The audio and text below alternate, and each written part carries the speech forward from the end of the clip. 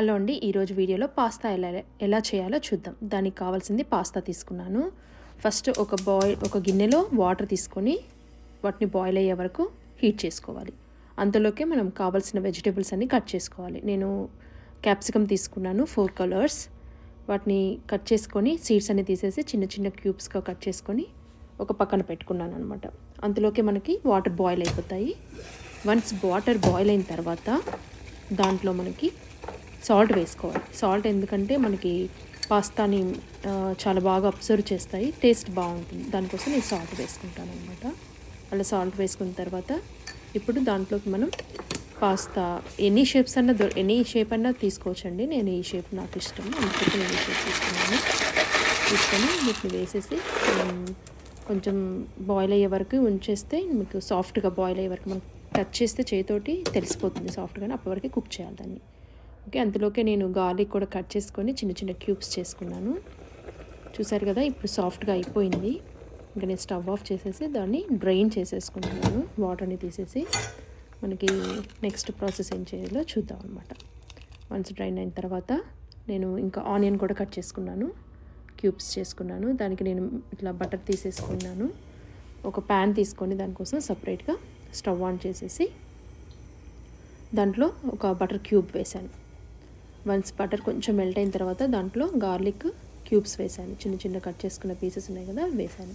Once అవి లైట్గా roast అయిన తర్వాత ఆనియన్స్ వేసాను. ఆనియన్స్ కూడా వేసిన తర్వాత మనకి క్యాప్సికమ్ కట్ చేసుకున్నాం కదండి, 4 టైప్స్ ఆఫ్ క్యాప్సికమ్ 4 వేసేసుకున్నాను నేను. తర్వాత దాంట్లోకి కార్న్ చాలా బాగుంటుంది, నేను స్వీట్ కార్న్ వేసుకున్నాను, ఫ్రోజన్ కార్న్ అవి నావి.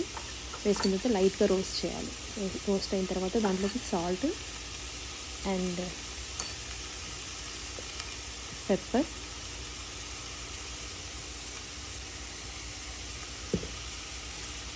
కొంచెం ఇటాలియన్ సీజనింగ్,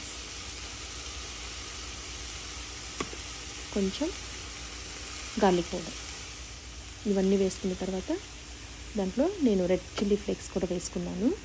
తర్వాత దానికి కొంచెం నేను ఆల్ పర్పస్ ఫ్లోర్ వేసుకొని 1 నిమిషం రోస్ట్ చేసిన తర్వాత హోల్ మిల్క్ కూడా వేసేసుకొని ఒక 2 మినిట్స్ అండి. 2 మినిట్స్లో మనకి ఇలా థిక్ గ్రేవీ అయిపోతుంది, because of all purpose floor అనమాట. అది వేసుకున్న తర్వాత మీకు సాల్ట్ కూడా చూసుకోండి. దీంట్లో రోయ్స్ హోమ్ మేడ్ ఇది దొరుకుతుంది కదా సాస్, ఇది ఒక కప్ పడుతుందనమాట. అదను గ్రౌండ్ పాప్రికా వేసేసుకున్నాను. అవి వేసుకున్న తర్వాత కొంచెం బాయిల్ అవ్వనివ్వాలి. మొత్తం బాయిల్ అయిన తర్వాత దాంట్లో కొంచెం నేను కెచప్ వేసుకున్నాను 2 స్పూన్స్. ఓకే, దాన్ని కూడా మిక్స్ చేసిన తర్వాత ఇప్పుడు మనం అది పాస్తాని మనం బాయిల్ చేసి పెట్టుకున్నాక డ్రైన్ చేసుకున్నవి అవి కూడా దీంట్లో వేసేసుకుంటున్నాం. వేసేసుకొని మనం మిక్స్ చేద్దాం. ఇప్పుడు మిక్స్ చేసిన తర్వాత ఒక 2 మినిట్స్ మంచిగా మీకు పాస్తాకి అది పట్టిందనుక ఉంచేసిన తర్వాత మీకు కావాల్సిన చీజ్, నాకైతే 2 టైప్స్ ఆఫ్ చీజ్ నచ్చాయి, అందుకొరికి 2 చీజెస్ కలిపి నేను వేసేసుకున్నాను. వేసుకొని చూసారు కదా, ఈ చీజ్ అండ్ ఈ చీజ్ 2 వేసేసుకున్నాను. వేసుకున్న తర్వాత ఒక 2 మినిట్స్ హై ఫ్లేమ్లో పెట్టిన తర్వాత మనకి ఫాస్ట్గా అవి మెల్ట్ అయిపోతుంది. వన్స్ అది మెల్ట్ అయిపోయిన తర్వాత బాగా కలుపుకోవాలి. చూసారు కదా, ఇప్పుడు మీకు ఎలా కలుస్తుందో తెలుస్తుంది కదా, అదంతా ఇలా సాఫ్ట్ అయిపోయింది. మొత్తం కలిపేసుకొని ఒకసారి ఇంకా స్టవ్ ఆఫ్ చేసేసుకుంటే ఇంకా రెడీ అయిపోయినట్లే అండి. వన్స్ అయిపోయిన తర్వాత మనం డిష్ అవుట్ చేసేసుకుంటే అయిపోతుంది. వేసుకొని ఇది వేడిగా చాలా బాగుంటుంది, చల్లగా కూడా ట్రై చేయండి. Okay, thank you so much.